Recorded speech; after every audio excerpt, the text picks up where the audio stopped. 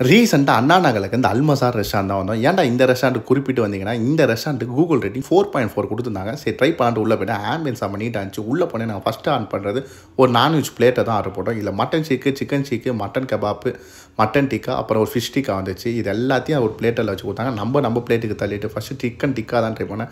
மயோனீஸோட tip பண்ணி சாப்பிட்டேன். Taste பக்கா வந்துச்சு.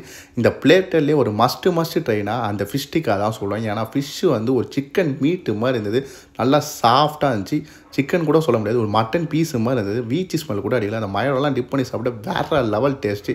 இது ஒரு மஸ்ட் ட்ரைன்னு சொல்லுவேன் இந்த ஃபிஷ் டிக்கா. நெக்ஸ்ட் என்ன மெயின் கோர்ஸ் தான். மெயின் கோர்ஸ்னால் நம்ம பிரியாணி தான் போவோம். ஆனால் பிரியாணி ஆல்மோஸ்ட் எல்லா பிரியாணியும் காலிட்டாங்க. ஒரே ஒரு எக் பிரியாணி தான் இருக்குன்ட்டாங்க. சரி எக் பிரியாணி, கடாய் சிக்கன், அதுக்கப்புறம் சிக்கன் கீமா நானுன்னு வாங்கினோம். ஃபஸ்ட்டு பிரியாணி தான் டேஸ்ட் பார்த்தேன். பிரியாணி டேஸ்ட் ரொம்ப ஆவரேஜாக இருந்துச்சு. நான் ஃபஸ்ட்டு இந்த கடாய் நானும் சொன்னேன். இது பேர் கடாய் நான் கிடையாது, ஏதோ சைனீஸில் ஏதோ பேர் சொல்லி சொன்னாங்க. மேலே சீஸ்லாம் துருவி போட்டாங்க. இது கூடவே இந்த சிக்கன் கீமா நானும் வாங்கினோம். அந்த கிரேவியை வச்சு தொட்டு சாப்பிடணும். டேஸ்ட் ரொம்ப ஆவரேஜ். ஏதோ புளிக்குழம்பு சிக்கன் போட்ட மாதிரி இருந்தது. நல்லாவே இல்லை.